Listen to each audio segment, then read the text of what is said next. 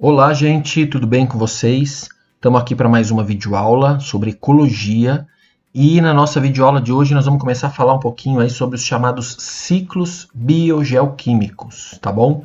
Então nós vamos falar um pouquinho, na nossa videoaula de hoje nós vamos começar abordando 2 desses ciclos e primeiramente vamos entender um pouquinho o que significa essa palavra, né? Biogeoquímicos, o que significaria isso? Então aqui coloquei para vocês, só para poder ficar bem claro, né, o que nós vamos estar abordando quando falamos aí dos ciclos biogeoquímicos. Vamos pensar nos elementos químicos que estão presentes na natureza. Ora, esses elementos químicos estão em algum elemento do planeta Terra. Então pode ser na atmosfera, no solo, né, no subsolo, na água, ou esse elemento químico pode estar presente no interior de algum organismo vivo, né? Em algum animal, alguma planta, um micro-organismo e assim por diante. Então, a ideia dos ciclos biogeoquímicos é compreender a dinâmica desses elementos químicos que ficam, né, circulando aí e tem tudo a ver com algo que nós já estudamos em videoaulas anteriores, quando eu falei para vocês do ciclo da matéria. Então, o que acontece com cada elemento químico à medida que ele vai circulando pelos elementos da natureza, seja um elemento vivo ou não vivo, tá bom? Então vamos iniciar esses ciclos. Primeiramente vamos começar aí com o ciclo da água. Venham comigo, gente. Então iniciando aqui pelo ciclo da água, como vocês estão vendo aqui, quero que vocês observem que quando falamos do ciclo da água, nós temos que considerar aqui 2 grandes ciclos que existem na natureza, pensando no ciclo da água, que é o pequeno ciclo e o grande ciclo. Qual a diferença entre o pequeno e o grande ciclo? A participação ou não dos seres vivos nesses ciclos. Então, quando nós falamos do pequeno ciclo, que está representado aqui à esquerda, nós estamos pensando na movimentação da água na natureza sem passar pelo interior de nenhum organismo vivo, né? Então, nós temos a água no estado líquido, aqui está sendo mostrado, tá? Então nós podemos ter a água aqui presente no mar, no rio, né, na forma líquida, ou mesmo sobre o solo aqui. E aí essa água vai passar pelo processo de evaporação. À medida que ela evapora, ela vai formar então o vapor d'água que vai ficar presente na atmosfera. Esse vapor d'água ele vai se acumulando, formando as nuvens, né? E quando nós tivermos uma grande concentração desse vapor, né, na atmosfera, essas nuvens então muito densas aí de vapor, o que vai acontecer é a precipitação, a condensação desse vapor, transformando essa água novamente no estado líquido, o que vai representar a chuva, que vai fazer com que essa água retorne ao solo ou aos rios e mares, tá bom? Então aqui nós temos a representação aí do pequeno ciclo. Agora, do lado direito aqui, nós temos a representação do grande ciclo, em que nós temos a diferença em relação ao pequeno ciclo, que nós temos a participação aqui dos seres vivos, ou seja, a água vai passar pelo interior de algum organismo vivo antes de retornar à atmosfera aqui. Então nós temos aqui, ó, vamos partir desse ponto, a água está na atmosfera aqui sob a forma de vapor. As nuvens ficaram bem densas aí, uma grande quantidade de vapor. A água condensou, precipitou, caracterizando a chuva. Essa chuva, então, ela vai se infiltrar aqui no solo, vai se acumular nos lagos, etc. E aí vamos pensar nas plantas. À medida que essa água se infiltrou no solo, através de suas raízes, as plantas vão absorver esta água e essa água vai para o interior do organismo das plantas. Então, a partir desse momento, a água passou a participar do ciclo, né, passando pelo interior de um organismo vivo, no caso das plantas. Essa água vai ser utilizada no interior do corpo das plantas para o seu metabolismo, e uma das formas mais importantes através do qual ela vai retornar à atmosfera, no caso das plantas, é através especialmente da transpiração. Respiração também, mas a mais importante, transpiração das plantas libera muito vapor de água que retorna à atmosfera, tá? Esse processo é tão importante que vocês vão encontrar muitas vezes nos textos aí o termo evapotranspiração, que é a transpiração realizada pelas plantas aí e que representam em grande volume de água que retorna à atmosfera sob a forma de vapor. Vou destacar aqui devido à sua grande importância aí no ciclo da água, tá? Outra coisa importante seriam os animais participando aqui. Então, como é que os animais conseguem água? Como é que eles conseguem absorver água? De duas formas. Ou, no caso aqui, eles vão beber diretamente a água, que está sendo mostrado aqui para vocês, né? Então, os bichinhos aqui na beira do lago bebendo a água, ingerindo a água de forma direta. Ou, caso esses animais se alimentem, por exemplo, de uma planta, a água que a planta absorveu, o animal vai acabar ingerindo por meio da sua nutrição. Então, os animais aí, eles vão conseguir água ingerindo a água de forma direta ou por meio da nutrição de alimentos que contenham a água, tá? E como que esses animais vão fazer a água retornar à natureza? Também podemos pensar algumas formas, mas as mais comuns, através do processo de excreção. Então, quando esses animais, por exemplo, urinarem, eles vão retornar parte dessa água para o ambiente, ou quando esses animais transpiram, né? Ou ainda quando esses animais respiram e na expiração eles vão acabar liberando um pouco de água sob a forma de vapor, tá bom? E aí, com isso, animais e plantas respirando e transpirando, eles fazem a água retornar ao ambiente. Essa água que voltou para o solo, para os lagos, podem evaporar, voltar para a atmosfera, formar novamente nuvens, fechando o grande ciclo, tá bom?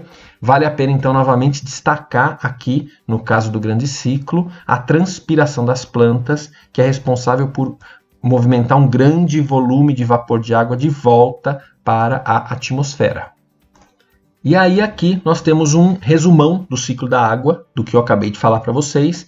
Do lado esquerdo aqui, o pequeno ciclo, do lado direito aqui, o grande ciclo, né? Então nós temos aqui, no lado direito, a água, né, evapora de oceano, solo e rios. Depois que ela evapora, ela acumula sob a forma de vapor na atmosfera, até que ela se condensa, né, volta ao estado líquido, se precipita, choveu, a água volta para os oceanos, solo, rios, etc. E aí nós temos aqui o pequeno ciclo, caracterizado aqui do lado esquerdo, tá? Já do lado direito aqui, nós temos a caracterização do grande ciclo. A diferença aqui, então, é que a água que precipitou, ela, além de ficar no solo, ela também será ingerida por animais, será absorvida pelas plantas e retornará à atmosfera, aqui com destaque para o processo de evapotranspiração, que é o processo de transpiração dos vegetais, que é o processo que é responsável pelo retorno do maior volume de água para a atmosfera sob a forma de vapor, tá bom? Com isso, então, finalizamos esse primeiro ciclo, que é o ciclo da água. Venham comigo na sequência para vermos o segundo ciclo, que é o ciclo do carbono. Agora, gente, um segundo ciclo muito importante aí para nós estarmos estudando aqui é o ciclo do carbono, tá? E nesse esquema nós temos uma representação aqui de forma simplificada deste ciclo.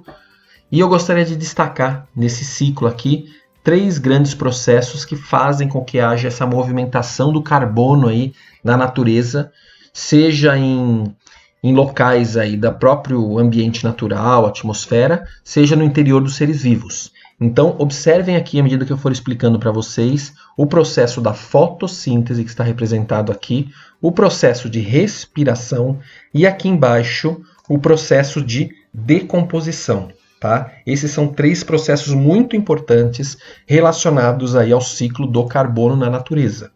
Então vamos entender primeiramente a presença do carbono aí sob a forma de gás carbônico, CO2, na atmosfera. E quem são os únicos seres de uma cadeia alimentar e que são capazes de incorporar, absorver esse CO2 para o interior do seu corpo? Os únicos seres que fazem isso são os seres capazes de realizar fotossíntese. Então, nesse caso aqui, nós temos a representação de uma árvore, de uma planta.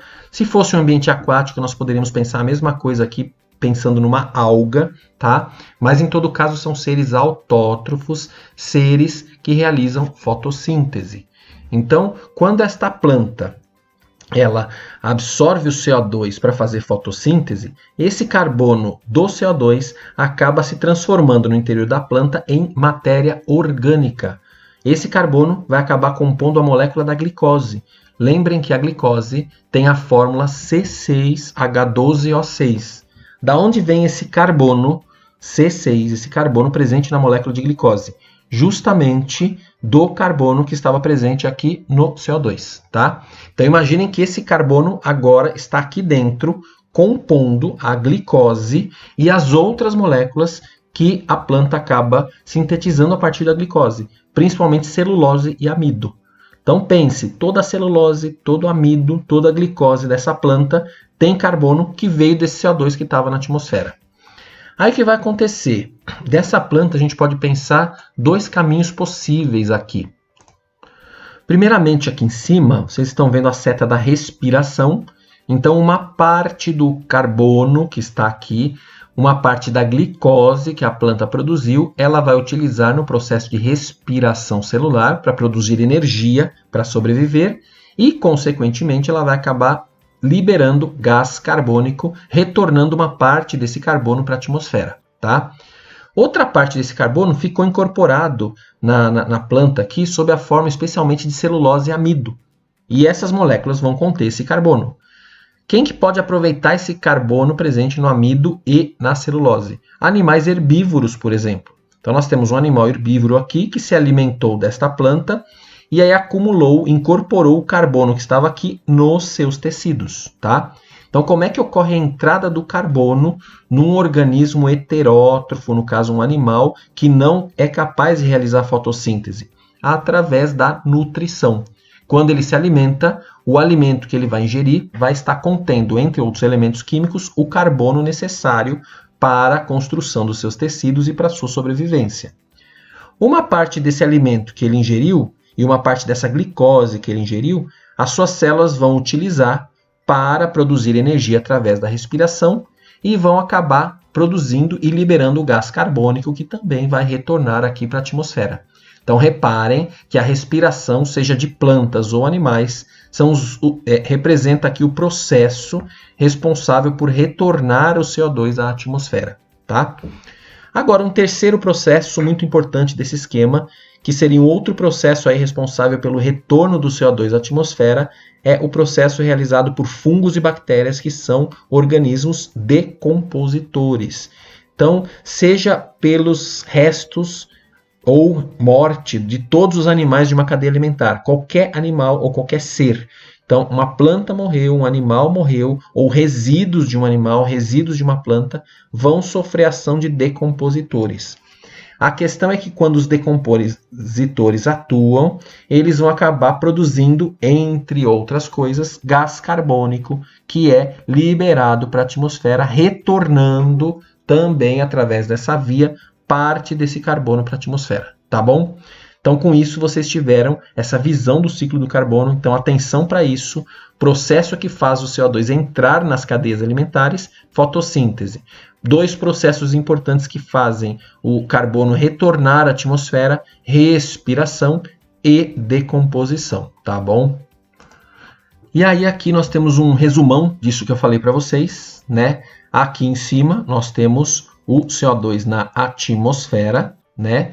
E aí, como é que esse CO2 vai acabar entrando nas cadeias alimentares e como vai estar saindo? Então, o que eu mostrei no esquema anterior, a fotossíntese, o primeiro processo, reparem a seta, é o processo que faz o CO2 ser transformado em compostos orgânicos, especialmente a glicose, né? E aí disso os seres vivos produzem os outros compostos orgânicos lá, celulose, amido e assim por diante. E os dois processos que eu falei que fazem o CO2 retornarem à atmosfera, respiração e decomposição, tá?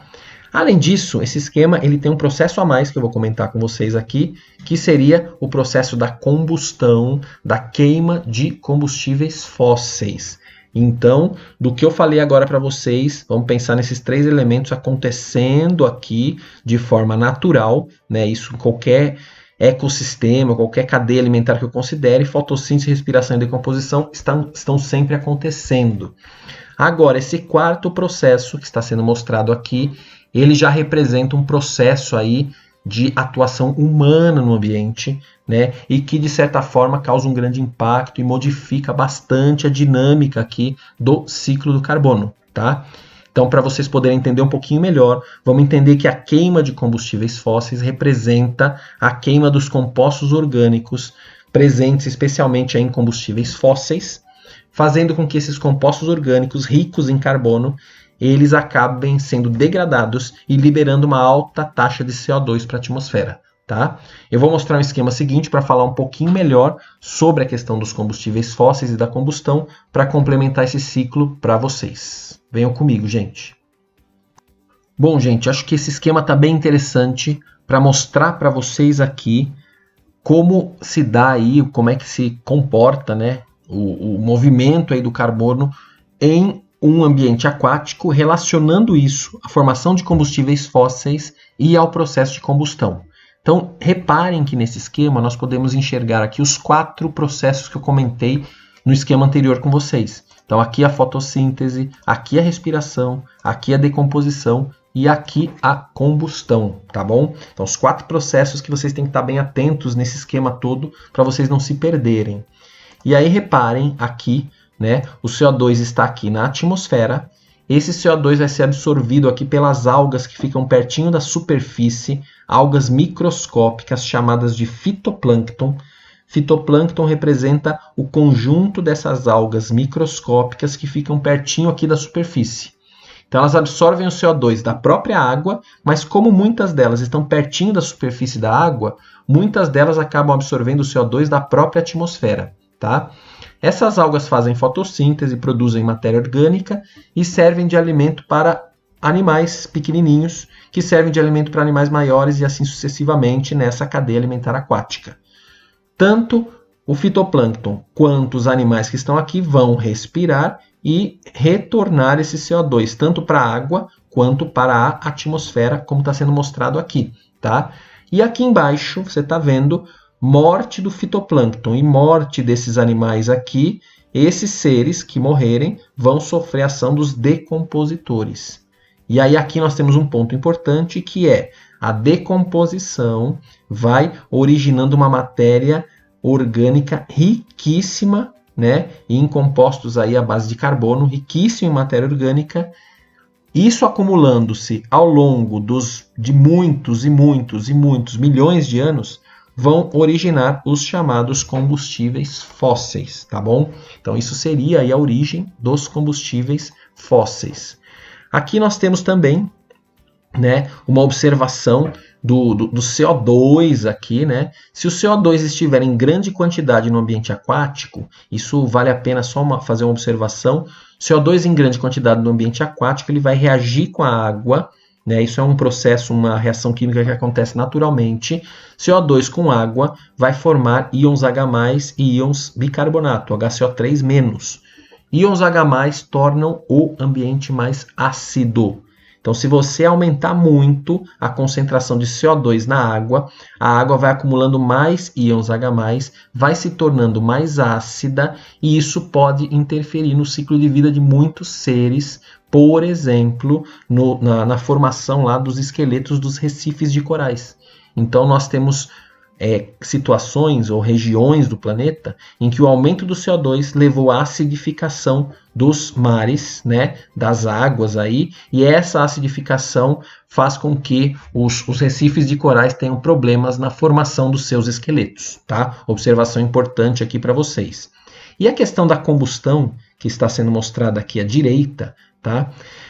Esses combustíveis fósseis, então, são utilizados aí para processos de combustão, seja em motores de carro, seja em processos em indústrias, e, consequentemente, quando você realiza o processo de combustão, você vai degradar a matéria orgânica presente aqui e acumulada aqui ao longo de milhões e milhões de anos, e ao degradar essa matéria orgânica pelo processo de combustão, uma grande parte dessa matéria vai ser convertida em gases que serão liberados para a atmosfera. Isso vai fazer com que haja uma liberação a mais aí de CO2 para a atmosfera, certo? Isso aqui tem a ver com o esquema que eu vou mostrar na sequência, que tem a ver com o aumento da taxa desse gás aqui na atmosfera, especialmente aí devido à ação de muitas indústrias e o grande aumento da frota de veículos do planeta. Isso faz com que esse processo de combustão realizado pelas indústrias e pelos veículos libere uma alta taxa de CO2 na atmosfera. E isso tem a ver com o processo que eu vou mostrar agora na sequência para vocês. O que eu então quero complementar para vocês aqui, nesse momento, é o entendimento de um processo conhecido como efeito estufa. O que seria isso? Vamos primeiramente entender aqui esse esqueminha que está representado aqui do lado direito, né, que mostra uma pequena estufa. Então, o que seria uma estufa? Seria como se fosse uma casinha toda revestida por vidro, né? E lá dentro eu vou criar um ambiente para cultivar plantinhas. Mas qual a vantagem desse ambiente ser revestido de vidro? É que a luz vai entrar, então a luz solar consegue atravessar o vidro e as plantas receberem essa luz para poderem se desenvolver, né? Mas ao mesmo tempo o vidro acaba sendo importante para reter o calor dentro dessa casinha, criando um ambiente mais propício para o desenvolvimento dessas plantas, tá? Por que isso acontece? Porque o sol vai incidir lá nas plantas, na superfície interna de toda a casinha, vai aquecer todo o interior da casinha, mas pelo fato de estar envolvida por vidro, esse calor vai ficar retido, né? Esse vidro vai acabar segurando esse calor no interior dessa casinha. Então isso seria o porquê de uma estufa ficar quentinha no seu interior, tá bom? Então a mesma coisa nós podemos pensar agora aqui pro planeta Terra, nesse esquema que está sendo mostrado aqui à esquerda. Então aqui, ó, observem o planeta, né, planeta Terra, e essa camada representa a nossa atmosfera, né? O que acontece? Na atmosfera existe uma certa quantidade, concentração de gás carbônico, tá? Além de esses outros 3 gases que estão sendo mostrados aqui, além do vapor d'água, nós temos aqui o metano e o óxido nitroso, tá? O que acontece é o seguinte: quando a luz do Sol ela incide sobre o planeta, essa luz vai atravessar e chegar na superfície. A superfície vai esquentar. E a superfície, assim como as superfícies da estufa, ela esquenta e começa a liberar calor. Agora, os gases presentes aqui na nossa atmosfera vão funcionar como o vidro da estufa e vão ser importantes para reter esse calor que está sendo dissipado, liberado da superfície da Terra. Isso é o chamado efeito estufa do nosso planeta, tá? E aí alguns alunos já me perguntaram, o efeito estufa é ruim para a Terra? Não, o efeito estufa, e graças a um efeito estufa natural que acontece há muitos milhões de anos no planeta, é que nós temos aqui no nosso planeta a temperatura ideal para o desenvolvimento da vida. Então, nós temos gases como o CO2, por exemplo, que ele é muito importante para funcionar como esse vidro da estufa, para reter esse calor e permitir com que você tenha aqui na superfície da Terra uma temperatura propícia para o desenvolvimento dos seres vivos. A questão é que, nos últimos anos, especialmente nos últimos 100 anos, primeiramente em função do aumento da atividade industrial e o aumento da combustão, a concentração de CO2 na atmosfera começou a aumentar muito. Além disso, nós temos aí o CH4, que é o gás metano, isso é bem importante aqui, especialmente um gás liberado pelo gado através da sua flatulência, pelos seus puns, né, vamos dizer assim. Então, esse gás, o CH4, por conta do aumento das pastagens no mundo todo, o CH4 começou a aumentar também de concentração aqui na atmosfera. O aumento do CO2 mais CH4 fez com que ocorresse um aumento na retenção de calor pela nossa atmosfera, causando aí então um aumento geral da média da temperatura global. É isso que nós temos hoje, a explicação aí dada, pensando aí no tal do efeito estufa e o tão falado aquecimento global. Tá bom, gente? Então, com isso, finalizamos aqui o ciclo do carbono, finalizamos mais essa videoaula aí sobre ciclos biogeoquímicos. Qualquer dúvida eu estou à disposição, me perguntem, tá bom? Tem bastante detalhe aí, mas estejam atentos a esses 4 processos que eu falei do ciclo do carbono. Qualquer coisa, vocês me perguntem. Bons estudos, um abraço, gente. Até a próxima aula.